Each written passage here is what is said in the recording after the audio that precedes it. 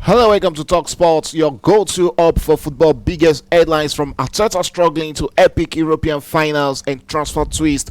Let's get into it this evening. My name is Adeyemi Michel, going to be your host for tonight's Talk Sports. But I'm not alone in the studio, as I also have with me the Doc. Good evening, Shagun. Yeah, nice to be here. Yeah, it's always nice having you in the studio. You know, I really enjoyed our programs last week. Well, we get to Barcelona with time. Let's start with the EPL. Mikel Arteta was trying, but it seems he's drowning. Arteta has now officially lost out on all trophies this season.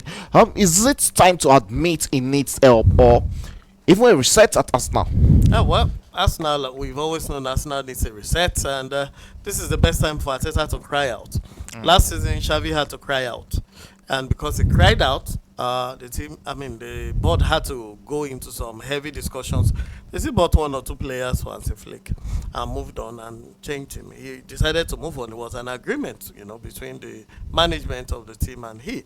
So Arteta should cry out if he's not finding the environment a trophy-table one. If he thinks he can't win the trophy with that environment, it better cries out. Otherwise, he'll continue to be a second fiddle coach. And look at Alonso. Alonso got into the German league, and in 2 seasons, he's already won the Bundesliga and he won the Cup. So he's got something to take home. Now, Real Madrid is after him because of his performance. Who is going to buy Arteta from where he is?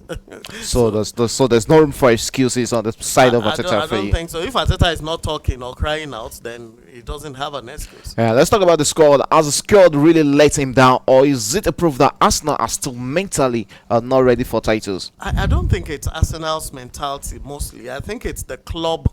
It's a boardroom problem, really. Because looking at the squad depth, you could see that the board is not prepared to win trophies. The depth is very shallow. There are no reserves. There are no strikers. There are no solid known midfielders or playmakers there. Martinelli is about one of the strongest, aside Saka.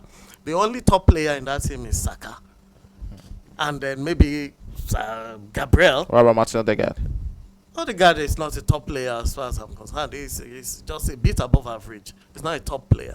He's not a match changer. He can't bring much to the table when there's pressure, as you could see in the encounters of the semi-final. So if Arsenal wants to win trophies, they need to go for players like top-rated players like Osimhen. They need to look for players that can deliver from quarter chance, not even half.